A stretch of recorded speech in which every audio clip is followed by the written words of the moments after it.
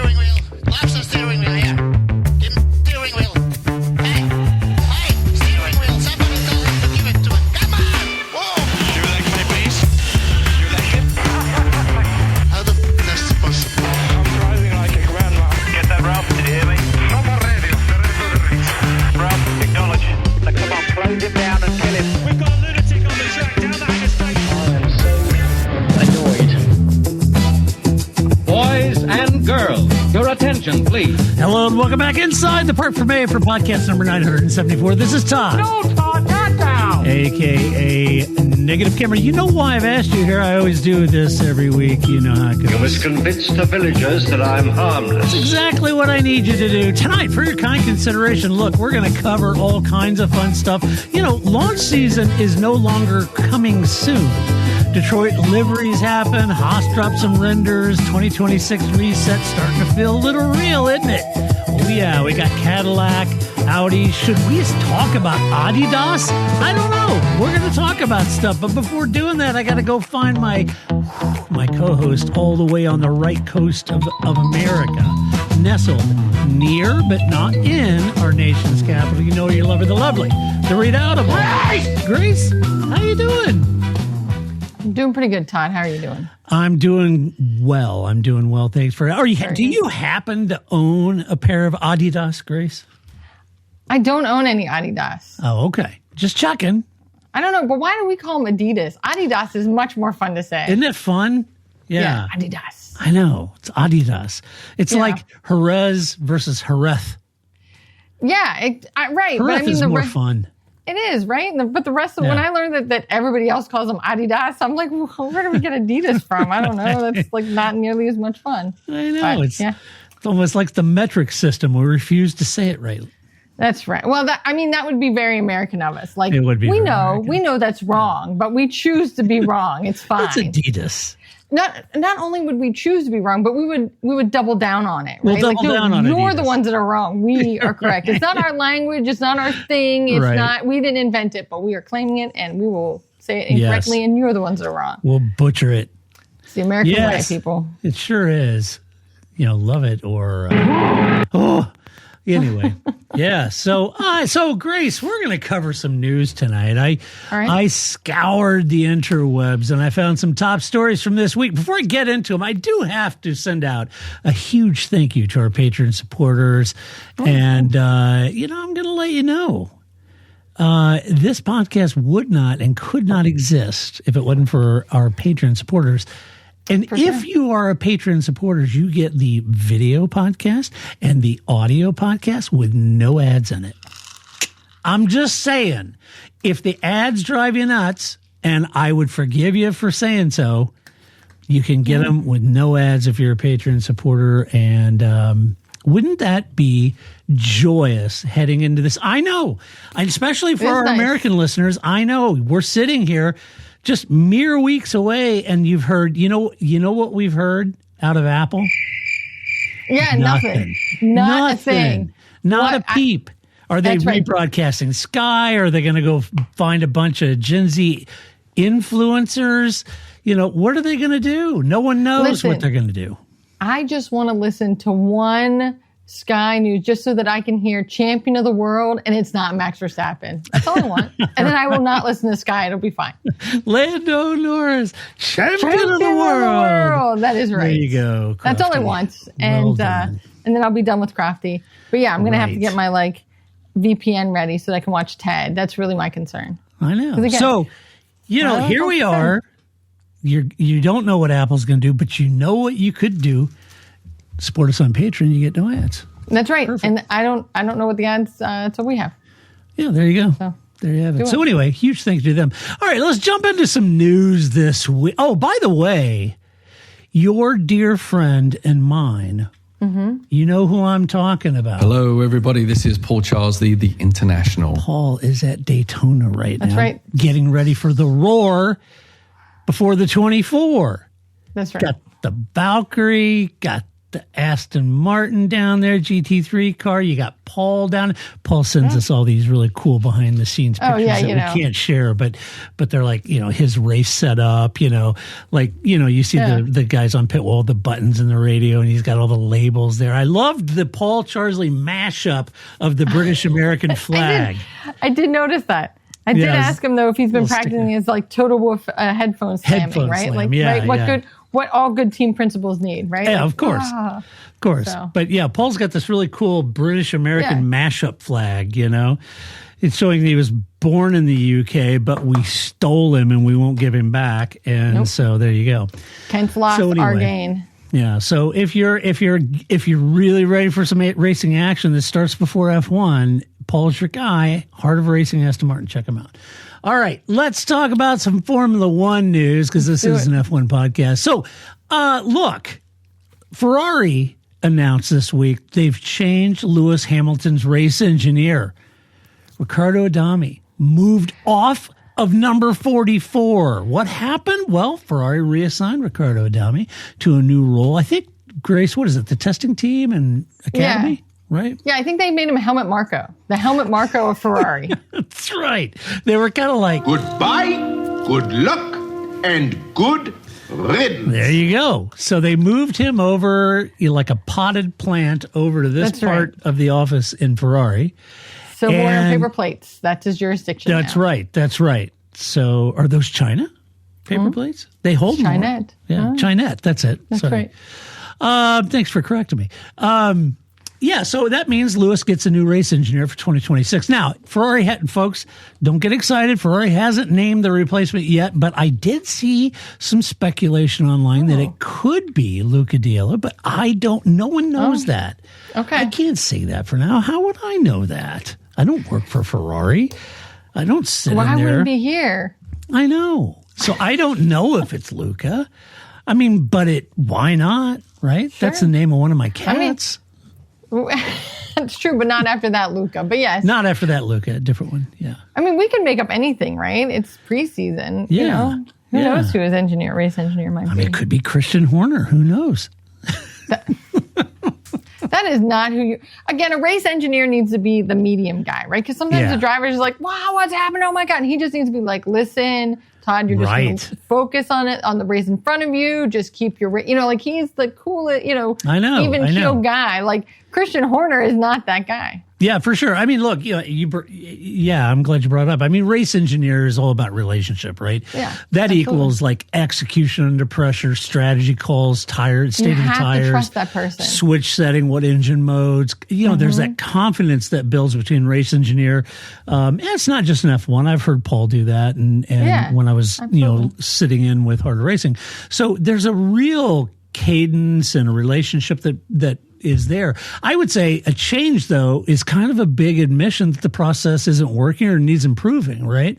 Yeah. And, the reporting framed this as sort of a fallout from a tense first season and radio friction. And I don't know, in one sense, I think, okay, well, that's probably, that's been relatively easy to detect if I'm honest. But, you could say, well, yeah, we hear the radio snippets and that sort of thing, and that might be. But on the other sense, I mean, how fair is that given Lewis's long history of Bono? They had a long time to develop that relationship. And on one sense, you could say, well, but, it's odd that Lewis struggled with him when, clearly Carlos didn't. No, it cannot be, Ricky. It can't be, Ricky. And then I thought, well, no, wait a minute. I have that other one that shows maybe there is a struggle. Ricky, these are not new which center is this? Hello? Hello. See, Lewis isn't the only one not getting responses. Oh, no. I mean, him and Carlos always had, some issues, him and Ricky. Yeah. Yeah. Or Ricky. I mean, and it could be, again, it's kind of like, it's dating. Like, sometimes it takes a couple dates and you're like, you know what? I was a little lukewarm on this person. And now, all right, we're a couple dates into it. Sometimes you're halfway through date one and you're like, I never want to see this person again. I know. Right? You know what I mean? So, because that is the person not only who they have to triangulate, it's not just the person that talks to the driver, but they also have to like translate from the driver to the rest of the team and to the team principal. Like, it's that conduit between, you on the track and everybody else on the team, because they can talk to each other, but you can't as the driver. So it's not just that, which is the only communication we hear. We just hear the race engineer to the driver, but that race engineer is also like, managing other stuff at the same time. But it's like a co-driver in, rally. That person has the notes, and if they say, long left open, you have to drive like that's correct. You can't second guess that. So right. I think any kind of tension you're going to have, that's going to be a problem. I mean, I think if it could just be optics. I mean, I guess that's one way to view it. Like, if you think this is just an overblown thing because of, not you, but people think this is an overblown thing and that, Lewis, it could be optics, right? Like, and that may be fair, may not be fair. Things happen for optics all the time. But I think it's very clear that people are like, something's not right here. Yeah. And something needs to be fixed. I mean, it's kind of like with Yuki, right? Everybody's like, Yuki and his language. Well, everybody kind of has to mind their P's and Q's on the radio. It's not just the drivers. So yeah, you bring up a point. I definitely could see some criticism saying, you're just over-indexing the whole radio drama. I mean, we hear edited snippets, not the full, engineer driver loop. We don't really hear that, right?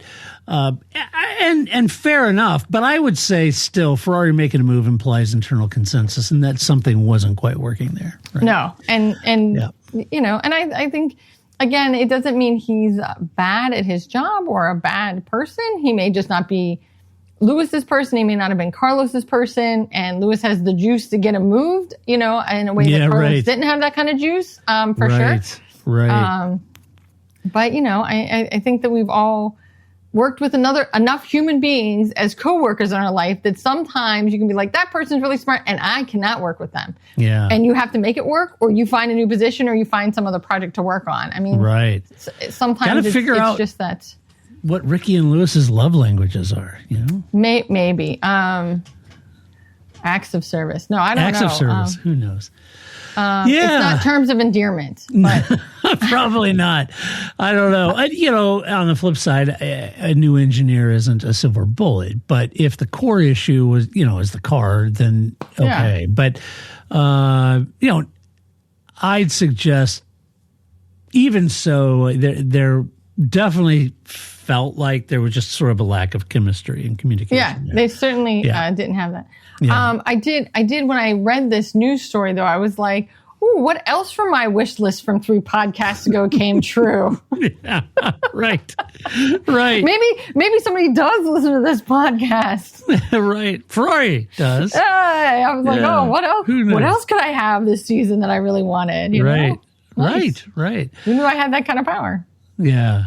So I don't know. It's, one sense you think, well, sure, but, you and I, we said this, a podcast or two ago, we were talking about, on one hand, you think, well, Lewis does seem to be sort of struggling on that communication thing. He's not getting the kind of feedback that he would want, et cetera, et cetera. But then we were talking about, but I can't say that Charles Leclerc's radio edits and little snips that we hear, he gets a little animated with his race engineer too. So, maybe I don't know. Maybe Ferrari needs to have those guys log into their ADP LMS system and take a few courses. I don't know. I think there's more at Ferrari than a few courses can solve. I'm just saying, right? Like, yeah. Don't I know it? It's like Williams of old. Like, I think, everything just being done Patrick Head's way it's not something you can untrain. Yeah. That's right. So true.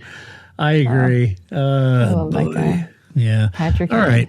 There you go. In other big news this week, we did have Red Bull's 2026 Air launch. You had in Detroit launch and Ford Power Unit messaging around the launch. Early engine, scuttlebutt though going on. I thought that was interesting.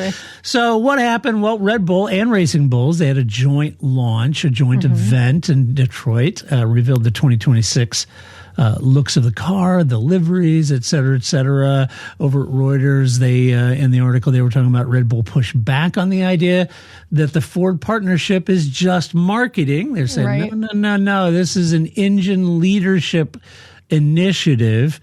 And they were saying, hey, look, the engine development, this is a big move and it is. It's a huge move, folks.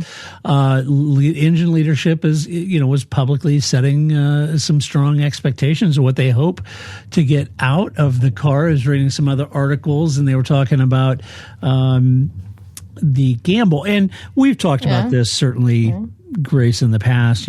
Red Bull, when Dietrich made the decision that, it was after the Renault row and then the Honda, and then it were kind of like, okay, so they're going to change the engine regulation. Look, I'm done being attached to a engine supplier deal, and Mercedes and Ferrari wouldn't sell them a lump back in the Renault row. And so they said, we're just going to build our own. And it was a huge investment. Very smart people over there working on that program. So it's a big gamble, right? The interesting part about this is sort of percolating coming out of the F1 scene is that the 2026 engine reg interpretation there's a little dispute bubbling here. It's centered on the allegation or the alleged exploitation of thermal expansion, which impacts the compression rate measurement. And so I got to dig in a little deeper on there. That's right. Yeah. The loophole in how I'm going to read this. I thought it was a decent breakdown of it. So the loophole, because I'm not an engine engineer, No, I just relied on the race's graphics department in order to understand what was going on. Right. I mean, if Derek Bierry doesn't work on it, I don't know what's going on. So, the loophole in how the maximum geometric compression ratio of 16:1 is measured and enforced. That's what it's around. So while the rules state that the limit must be met at ambient cold temperature, rival teams suspect that Mercedes and Red Bull powertrains have designed engines that exploit that thermal expansion, where the components actually expand when they get heated during operation, allowing the effective compression ratio to rise above 16:1 while running on track. Now, this estimates and suggestions are, it could restore performance close to the previous 18:1 limit, potentially delivering, what's that mean on track? 10 to 13 horsepower gain, equivalent to about 0.3 or 0.4 seconds per lap, or at least that's the argument. I mean, in a sport where they're like taking off paint because the car's too heavy, that matters. Yeah. Right? Right? Like, we pay attention to these things. Right. As we've talked about before, Grace, I mean, 0.3, 0.4 over 50, 60, 70 laps is a lot, right? Mm-hmm. So that's a big deal. Mm-hmm. But anyway, Red Bull effectively becoming a new power unit manufacturer at the exact moment F1's biggest reset arrives. And, that's the highest variance bet on the grid, if you're asking me. Of all the gambles and the bets and Audi coming in, I think is one, but it's Audi, right? Yeah, they know. Renault, Alpine moving to Mercedes is Mercedes. Cadillac coming in using Ferrari. That makes sense. Haas using Ferrari, doing some engineering work and concepting with Toyota. Honda going over to Aston Martin, but it's Honda, right? They're just leaving. So, I think I would say the two biggest gambles certainly is Red Bull with its own power unit and Audi. But Audi has a history of making racing engines. Right? Yeah, right. And Red Bull's just... Hey, and Red Bull doesn't have it. So they have really smart people that have made them, of course. But this is a new program, right? But I will say on the flip side of it, they've had time to let that bake, right, and let it cook. Right. If the loophole debate is real, it's also a preview of the 2026 politics, right? The rules, wording, the test conditions, the accusations will fester before the cars even run publicly. I can't wait to see Ted try to explain this to us. Yeah, with a wedge of cheese. Yeah, right. Which would be good. Right? I think he can pull it off. He's an enterprising young fellow, that Ted. That's right. And then he'll start asking other people, that are just walking past him, like, do you understand what this is talking about? Yeah. Right? Do you know the cheese, right? You know that's an engine? Yeah. Right. Our Ford on it. we've seen enough of these preseason. We've been around a season or two, Grace. Yeah. In the past, loophole talk in January is often sort of that fog of war and rivalry paranoia that you kind of get leading into the season.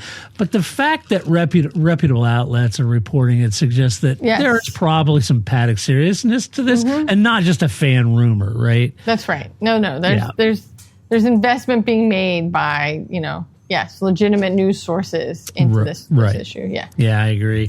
Red Bull's confidence at the launch, certainly that was a good marketing event. The real question, though, beyond the livery and beyond even some of the trick arrow and those kind of things, that we're not going to really see definitive front and rear wings until they run. But all that being said, it really comes down to reliability, energy deployment once the testing begins, and how that Red Bull engine performs along with, in conjunction with Ford. So that'll be interesting to see. I guess from my perspective, Grace, is Red Bull's biggest risk in 2026 really hardware, or the political cost of being seen as gaming the new regs, or both? What do you think? Oh, I think, I think the political, are they pushing the engine regs? That'll get solved real quick. Yeah. We won't, it's not like we're going to be like, at, Catalonia trying to decide if this is a thing. It'll be settled by Australia, right? Like it's going to come and go real fast, if it's one way or the other, right? Because you can't run the series with something like that hanging over everybody's heads. And really, they've probably already solved it. Now, that doesn't mean that we won't keep talking about it or that the teams won't continue to push the narrative, but this isn't just something, it's not like, well, I guess we'll just wait and see. That's not how this is going to work, right? Yeah. So I don't think that's going to hang out for very long. It's always about the hardware. I think that we'll, and especially if the hardware doesn't do well, right? I think that'll be a surprise, because we're just not used to seeing Red Bull, even Red Bull at its bad days, we're still pretty good, So I think, I think that it would be like Mercedes, right? Like Mercedes, some part of Mercedes' struggle with the hybrid is they've struggled with the hybrid, but it's also taken a hit to who they are, to their, their ego or their ethos or whatever. Like, they're uncomfortable being in this place, unlike, McLaren or Ferrari, that I was born in the darkness, right? Like, they are from this place. And they continue to put themselves back in this place, right? For no reason, to themselves, right? So I think that Mercedes was sort of like, but we're Mercedes. We win. We win. What do you mean we're not winning, right? Like, so I think that Red Bull, there will be some struggles on top of the teething pains that they have to be going through. They went through a big change. They're keeping Meckies on board. A lot of other, I'm sure that, again, as we've talked about, like, we know 4 names. There's hundreds of people, thousands of people that work at that team, right? And so that's going to all reshuffle itself as well. There are going to be people that are going to be like, you know what, I don't like Meckies, or you'll hire people, because like any side of a big change like that is going to shuffle all your other people, just like it would at any of our other jobs. So I think that's really, I think that's what will be of interest. I think this loophole talk will go behind doors. If people think you don't want to hear about tires, you definitely don't want to hear about engines. Compression ratios. Right. You're like, what? It's just such a minutia that people are not going to want to listen to that. I agree. But I did also enjoy at the launch itself. I like that all they can ask Max is about the color scheme. Like, it's a new kind of paint now. He's like, yes, I've been telling him to use that paint. Like, this is all we can talk about is the shade of red and blue that we're using. This is great. But Shiny is back. Yay, Shiny. No more matte. Shiny, no more Shiny's matte. back. The matte was dog-eared. Yeah, and I love that Isaac was just sort of like checking out the car, like, ooh, what's going on back here? Max is just like, yeah, I know how this works, and chatting away with, whoever the host was. Right. Isaac just like, what's the car? He's like Vettel, like checking it out, seeing what's going on. It's like, man, that's not your car. It's all right. But they had some stuff going on, and it's Red Bull, so they had some trickeration. It was. I kind of felt like the Racing Bulls looked better than the Red Bulls. I kind of like the Racing Bulls livery. Yeah, I did like that. I give you that. So thought that was pretty nice. Yeah, it'll be interesting to see how they do. It's certainly a lot of debate, and I was reading a lot of debate, and there's been, videos on it and stuff like that about where they pundits anyway think they'll be competitively. It's hard to know. It really is hard to know. Will they come out? They'd been working with Honda. Honda was very strong. They developed with Honda. They had that great relationship, produced world championships together, reliable power unit, that sort of thing. And now this is their own creation. Will it be competitive, on pace? Will they come out and have a shot at the championship? If, as rumors would suggest, that Mercedes is rumored to have the strongest engine going into 2026. If that's the case, then Mercedes, McLaren, Alpine, Williams all have a really good, strong engine that, if the rumors are right, would be the strongest. Well, that's 4. Right. Then that would put Red Bull possibly 5th, right? 6th, maybe. Could be, depending on Aston Martin and Honda and how good the Honda is. So I don't know. It's interesting. I can't imagine Red Bull running 4th, 5th fastest. I don't see that happening. I have no faith in Alpine. Yeah, I think you can put any engine you want in that pile of cardboard. Yeah. It's just, I don't know. They got to get the chassis right. 4th just seems... Right. Okay, maybe I'm wrong. Maybe Flavio's fixed it and I'm wrong. Yeah. I just think that you can put whatever engine you want in that pile of aluminum and cardboard, and I'm not sure it's going to be 4th, but I don't know see either. What you're saying. But Williams, I could see them pulling a surprise running 5th, I think they surprised us all this year. Yeah. I think they surprised themselves. So I think that, for sure. For sure. So I don't know where they're going to. Let us know what you guys think. Where do you think Red Bull with their brand new power unit is going to be running? It'll be very interesting, this shakedown, and very interesting to see where the Audi runs too. It's going to be very interesting. And I hope somebody hires Christian Horner. I need him. I need Drive to Survive. I need him speaking about this team if it doesn't go well. I know. You've got a problem. Change your car. Exactly. We need I think him. Alpine should do it. I think Alpine, he should come in, have an ownership position, turn that team around using Toto's own engine. I think it would be glorious. Christian Horner using Toto's engine. I just think that would be capital. That would be Drive to Survive gold. That's right. That's what I'm here for. Remember, the words and stuff with Renault, when he was mad at that engine. Imagine him being mad at the Mercedes. That would be hilarious. Oh, I can't. So somebody, please. I'm putting that on my wish list. Please, somebody hire him. And I'd like to see. He may have to go all Cyril a bite bull on Toto. That'll I be love funny. it. We need that. That's the content we need. We do. That is the content we need. Hey, and other big reveals. Now, Haas revealed the VF26 look. Everybody was kind of squinting at the new air proportions and what the cars are supposed to look like, or at least what the renders did. They released digital renders of the VF26 livery and some early styling cues. It was good looking livery, though. I will say that. So, and some of the sort of 2026 design cues are kind of starting to show their look. The coverage really is all about most of these cars, smaller, lighter cars, and a season is sort of what one would imply that this could be a season of real rapid development, or so one would hope so, despite the cost cap limitations. But those can always thwart your development program. But to be fair, Haas did a really good job of that last year.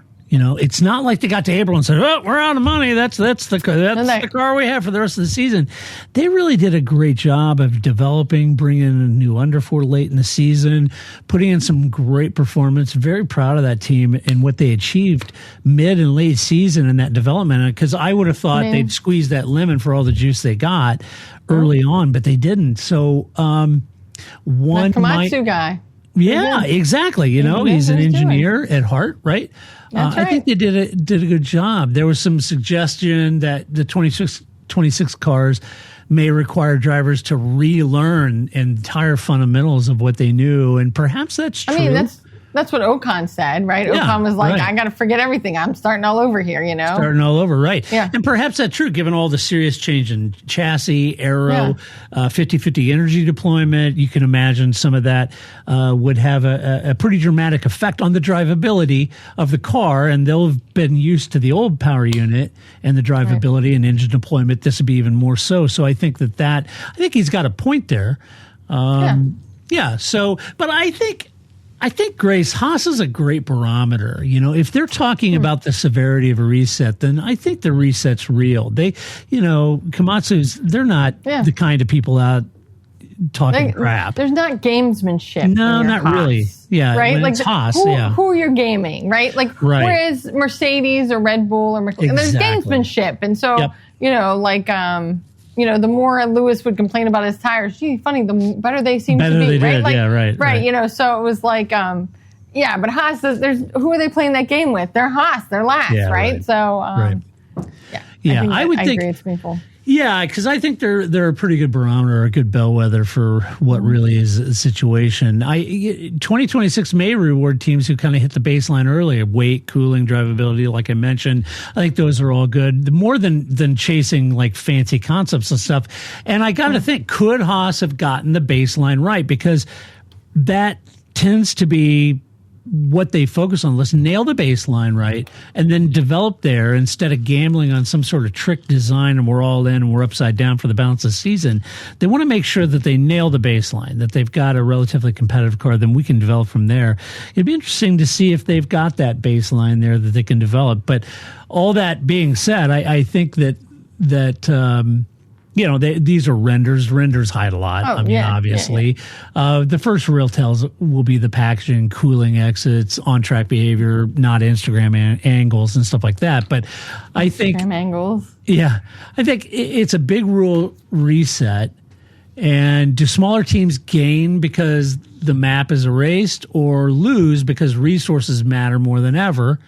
We've seen this before, Grace, with Haas themselves in the first season. Right. And then some might say, well, the little teams, but Braun came out, punching above their weights. But I'd argue Braun was really Honda, right? They were, but I think it'll be interesting to see how I don't know if it's a full partnership, but the relationship with Gazoo and with Toyota, right?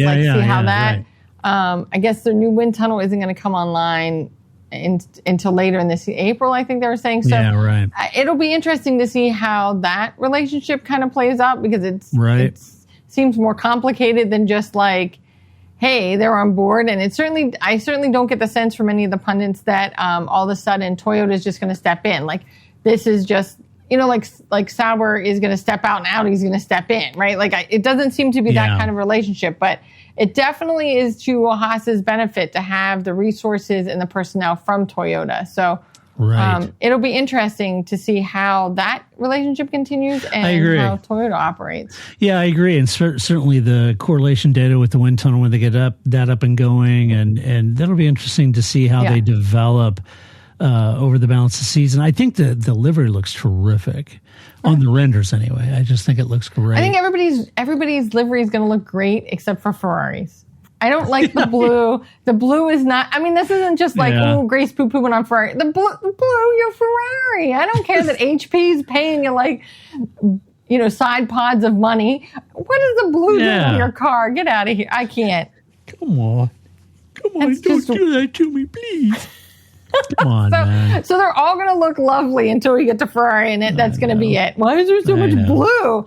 Like, you thought having a pink car on the grids got everybody all in a twist. Just wait. The blue Ferrari? Oh. I know. We're not here for that. You big rebel. Well, no. Here, look behind me. That's a Ferrari there, folks. Yes.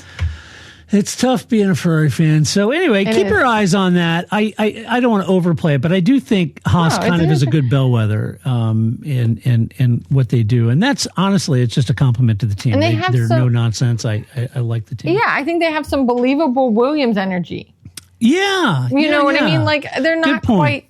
They're not James Vowles, but Komatsu's definitely got something going with that team. And of course, they are building off of what was there and what Gunther did. But I think that he seems to really be turning this team into turning a corner in a direction that is of the positive. And He's not having to call Gene, right? So right, and I think Gene's got to be happy with the direction IU's doing. I mean, yeah, you're right. IU's he's not the effervescent character that James Val is. Right, you know, right. I mean, I get it.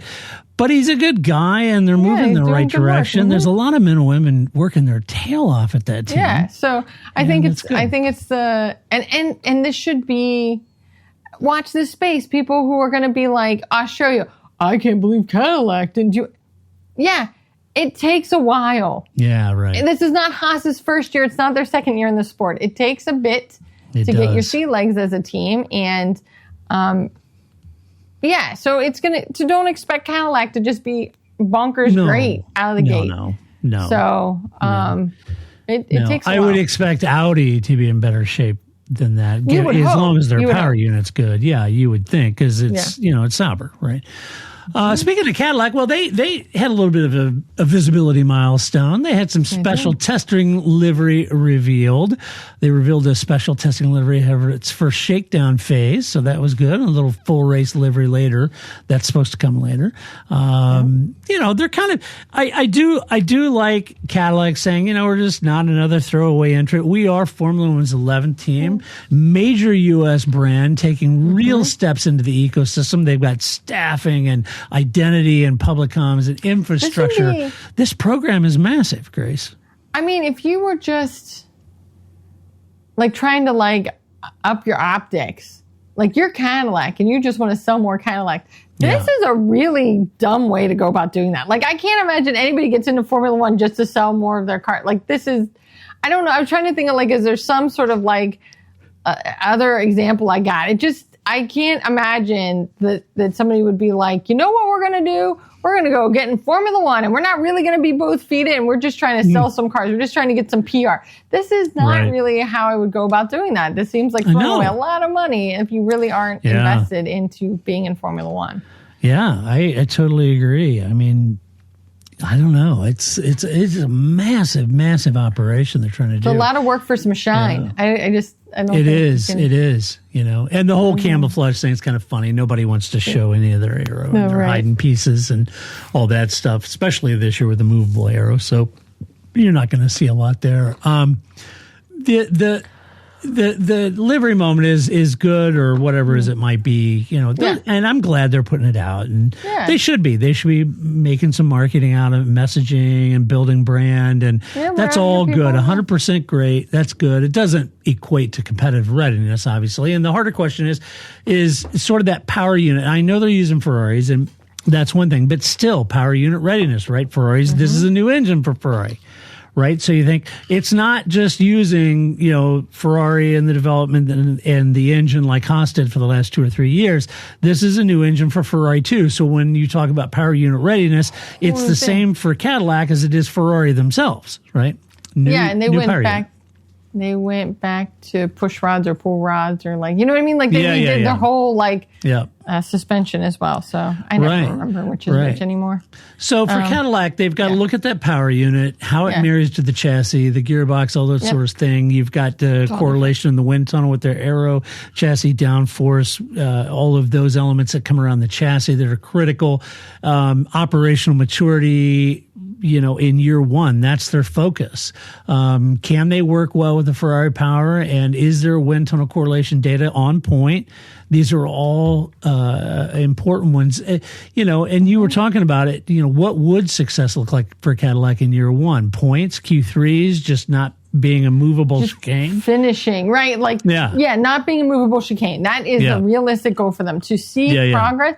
But that progress is not going to be what we can. It's kind of like we were talking about testing, right? To us with our naked eye, testing means nothing. But to the engineer sitting on the pit wall, testing means everything, right? So I think this is going to be the same thing. I think for us, using our naked layman's eyes, I'm not going to be able to see Cadillac succeeding, but they have goals which they can see in their data, and they should be hitting those marks. So I think so too. They're going to be low enough that we can't see it. They're not going to be winning races. They're not going to be getting lots of points. That would be craziness.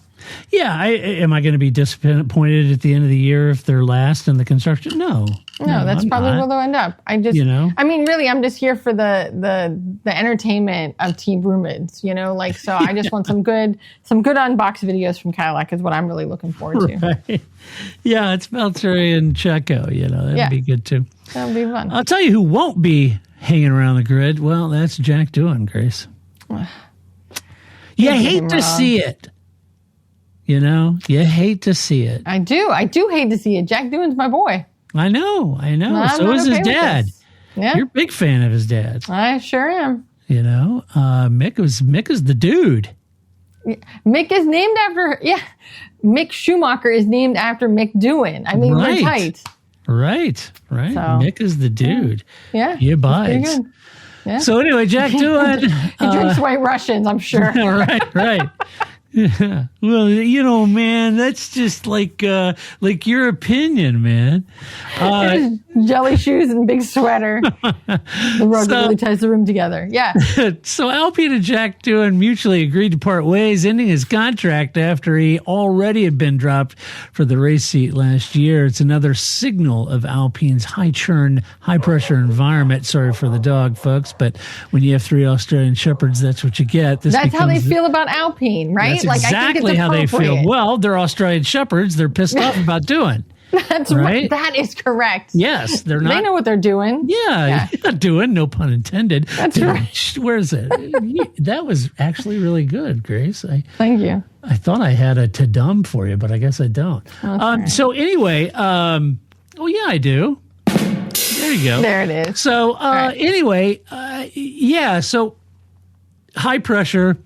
Just how quickly the driver programs can turn from, next big thing to a total reset. And I get that for Doohan. I think the key story is what comes next for him.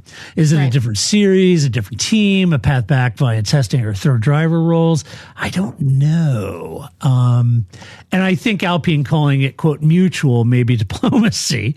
I doubt it was that mutual. The underlying reality is F1 contracts often end because the leverage is very one-sided here. I just feel like the contract person at Alpine has Flavio on the phone. He's yelling, right? The person's holding the phone out here because he's just okay, we're going to write down mutual. Let's put mutual in the press release. Yeah. Right. Okay, mutual. That's what we're going with. That's mutual. I can't put that on the contract. I can't put that in the presser, right? Right. Yeah. I know it's difficult. I feel bad for Jack because I think 2 races. Come on, man.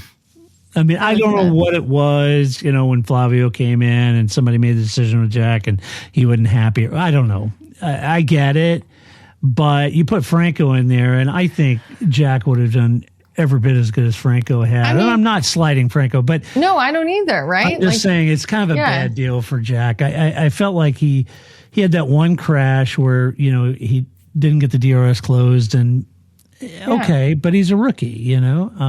Gabby had crashes. That happens. It just I guess what you're trying to say, right? There's no reason to think that I don't know where they finished, but let's say they finished 18th. There's no way of saying that they would have finished second if they'd kept Jack Doohan, or second, which they didn't with Franco Colapinto. They probably would have been 18th with either of those drivers. Yep.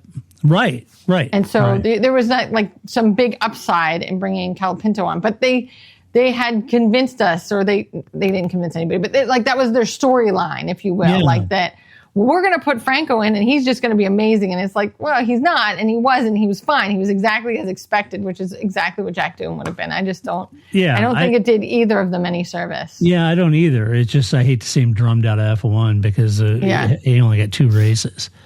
And Alpine. That's a little frustrating. So harsh reality. So what are we going to look forward to? What should you be looking? Well, you look for whatever you want to look at, but. I will say, I think it's January 20th. You got Audi in Berlin launch, Honda Power Unit launch. That's kind of going to be a big content day, I think. Yeah. Going to be talking about Adidas. Yeah. And, I like that you wrote Honda Power Unit launch, as if they get their own. They're just the engine is going to come out and there's going to be some confetti cannons. Look at the Honda engine. Yeah, nobody's. Right. Hi, we're Honda. We make F1 engines like doing? these. And this one, yeah. Eventually, these will go into one of the cars on the grid, but this is the Honda engine. We just won all those world championships. That's right. And this is a Honda engine. That's right. Yeah. Superior customer service, a class-leading warranty. Huh? Have you ever thought of the benefits owning a really nice Honda engine? Yeah. Right? Just the engine, if you though, want to put else. it in an Aston Martin with Lance, you can. That's up to you. But we're just the engine, We're not saying we would, but they bought them, so they are. We're just the engine. We're just the engine, okay? That's right. However it does in that Aston Martin, well, that's down to the car and Adrian Newey, but the engine, it's there. Wasn't us. Wasn't us. It's broke before we got there. So we got that. Then later in January, we got first meaningful running windows in the Barcelona shakedown. So that's exciting. Barcelona! You know how that goes. So yes, we'll have that. And then, to Grace's point, this is going to be possibly, will this be where the loophole chatter dies or explodes? I find that it typically explodes until it gets to the first race, so they'll show up in Australia and they'll file a protest and all that. And then the stewards in Australia have to deal with it. I mean, and they've had so much lead time to be working on this to think of an answer, right? Like they come up with their, but I don't know. What are they going to do? Take the pistons out and stuff like that and preheat oven to 400 degrees and put it in there and say, well, that's hot. Yeah. Yeah. See, still measures 16-1. I don't know. Be interesting to see what happens. I don't know. You know what time it is, though, Grace? What time is it? Oh, heck yes, it's time for Albin's Cats. Why wouldn't it be, huh? We'll do it live. That's right. Oh. Hey, what happened? What happened in the socials, Grace? Well, so for my first bit of Albon's Cats news, I have the most Albon's Cats of Albon's Cats news. Albon and Lily got engaged. No way! I missed that. Yeah, so that just happened good for this them. week. So, very, very, Albon's Cats. That's great. I totally missed that. How did I miss that? I don't know. That's terrible. Especially because I'm never on the socials, so I don't know how you missed it and I saw. But anyway, Alex and Lily are engaged. No details, but it was nice. So, It cannot be, Ricky. It can't be, Ricky. It cannot be. So there's another driver off the market for everybody. Oh, no, that's not good. No, that's right. Poor Alex. Well, she's delightful, and they make a great couple. So they do. So that was lovely. That was lovely news. And then I have this is a question for you, Todd. Oh boy. So, have you ever been to Augusta, Missouri? Yes. Very good. So it's kind of west of St. Louis. So yes. I was in a particular video game I was playing. They referred to Augusta, Missouri as this like wine capital of the Midwest. I was like, that's a hilarious thing. And then we looked up. It truly is. It is Missouri's Rhineland of wine. I was like, it is? Oh, look at that. That's exactly what it is. It's I can tell you here, Grace. You asked if I've ever been there. All right, let's see. It is about 45 minutes, depending on traffic. It's about 45 minutes to an hour from my house. Yeah. So I'm like, I was like, oh. So it's really pretty out there. Yeah. So we looked it up, and it was like, oh, that's near St. Louis. And then, I know, precisely where you live. So I was like, oh, that's really close to It is. So, it's very close to me. So anyway, Augusta, Missouri, next time I'm in the St. Louis area, this seems like a lovely place to visit. I was just like, I just thought this was some like random spin the globe, put your finger on a place, and that's what we're going to use in this video game. But it actually was, a very lovely wine location. It is. All along the Missouri River right there. In that particular little area, you've got Augusta. If you come in Marthasville, so it's really kind of cool because the Missouri River in America is the longest river in America. That's right. And so in Marthasville, which is just west of Augusta, it's in the Missouri. I'm talking to a global audience here, but the rivers in the United Google States Maps, are it's fine. Yeah. Okay. So there's a big river basin, right, that goes through there. So and then there's these cliffs. And little known fact, I mean, so my house is in like 3,500 acres of forest, but it's the beginning of the Ozark Mountains, and this is some of the oldest rock formations in the world. Right. And so this river has cut through this basin, and they're up on top of the hill. You can see all the way down in this basin and all this farmland. So there's a winery called Lake Creek Winery there that's really nice. Mm-hmm. But you go a little bit further west, Grace, and kind of the well-known wine area of Missouri is Herman, Missouri. Yeah. All right. Well. So there you go. Next time you're in Missouri, that's where we'll go. Who needs Sonoma and Napa? I could be, Missouri wine, west of St. Louis. I mean, it's... Okay, it's not like having an Italian Bordeaux or anything. I don't want to miss. I mean, listen. But if you go to Pennsylvania, they talk about their wine as if it's you're right, it's French. As if it's the greatest thing ever. So it's fine. I mean, I grew up in Pennsylvania with maple syrup. You would have thought we were Vermont for the way we talked about our maple syrup, right? It was not until I moved elsewhere that I was like, oh, what? Right. Other places make Vermont. Right. So it's fine. If Pennsylvania can be proud of their wine, Missouri can be proud of their wine. It's fine. Not? Why not? I've actually had some Missouri wines. Pretty good. Yeah. So anyway, I just thought this was some random thing that was made up, and it was not. And here's this lovely location that we should all be visiting. Go. Yeah, absolutely. Don't Finger Lakes, Sonoma, Augusta, Missouri. Yeah, if you ever, Missouri is also, I was born and raised here, so I love Missouri, always have. But the whole Ozark southern part down into Arkansas is just stunningly beautiful forest and woodlands and hills, and the Ozark Mountains, they're wonderful. So yeah, if you're looking for a place to go, there you go. There you go. It's lots of fun. And you can always stop by and see Todd and the dogs. You can stop and see the 3 Australian Shepherds, man. They're crazy. That's right. So there you go. Cool. You want some no shit headlines? I'm ready always. Okay. All right. I only got 2 this week, but here they are. I think you'll like them. First one, you're going to love this one. You're going to love this one, Grace. You and I, you know how we love former F1 driver stuff. Oh, yeah, absolutely. Like, if we find a blurb in the press about Ralph Furman, we are on it like a Jack Russell Terrier. I mean, we just love, Eddie Irvine says, what? We're there. Eddie Irvine, anything that I know. It would not have to. Anything. It's going to be great. Anything. I mean, if Mika Hakkinen is going to read the phone book, I'm there, right? All right. You're going to love this one. Grace, do you remember the Pizza Man? Oh, yeah.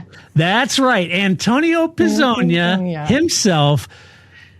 The headline is Watch Moment, ex-F1 driver Antonio Pizzonia, 45, lands flying kick on man threatening son, leading to assault arrest.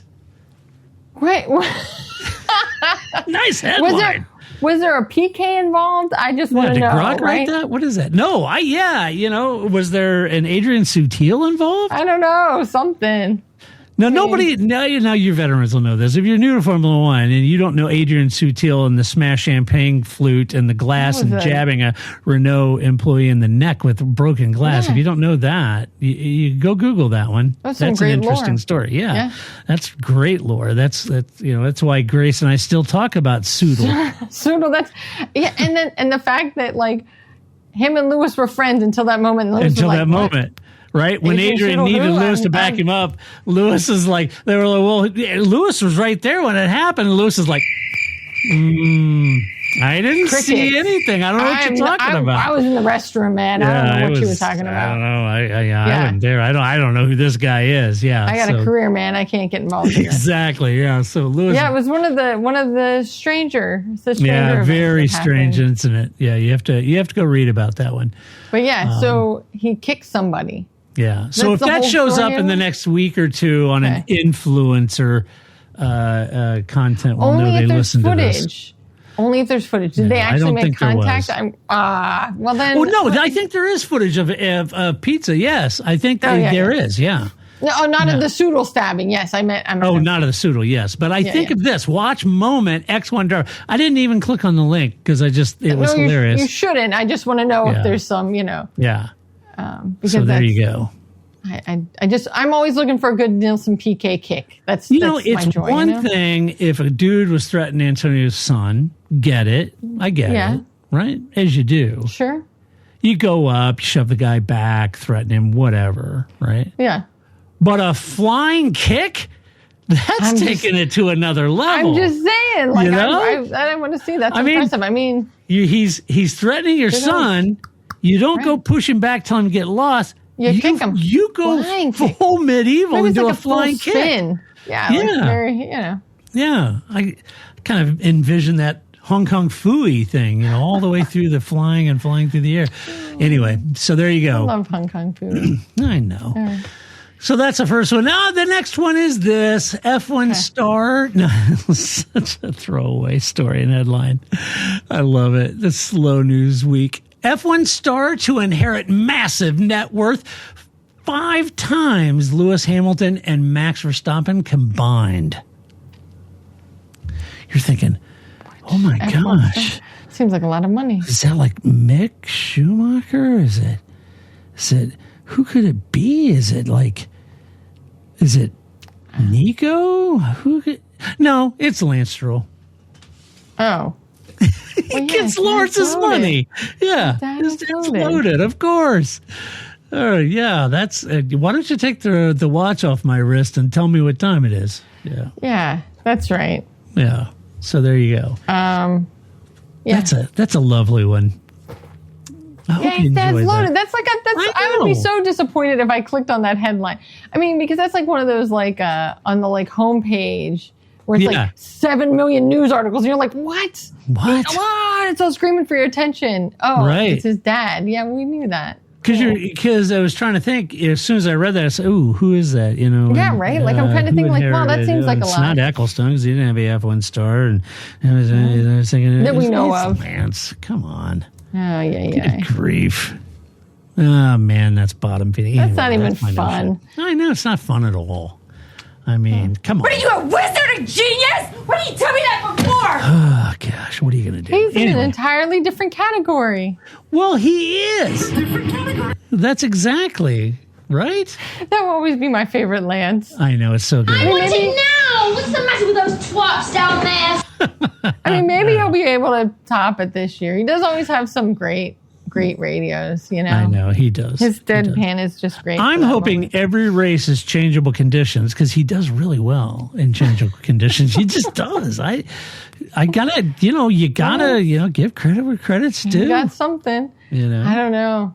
Adrian, how long, we should that's what they should, we should parlay how long Adrian Newey stays at that team and what things happen in the meantime.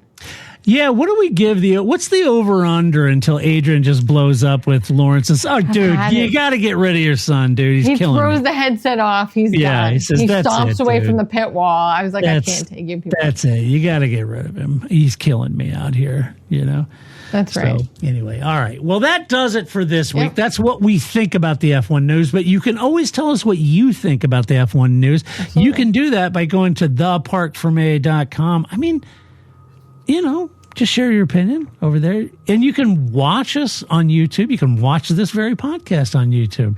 I mean, while you're there, why not like it? Why not hit the bell icon? Why not share it? Why wouldn't you? If you like the podcast, why wouldn't you go to favorite podcast player and give us a good rating? Show us some love. Because everybody wants to see what my basement looks like. Why not? Everybody wants to see a new basement, a new camera angle from me because I bought a new monitor. But, it looks great. Yeah, so... I mean, why not? Sure. It's not asking a lot. If it was, I wouldn't ask it. You guys know me well enough. That's right.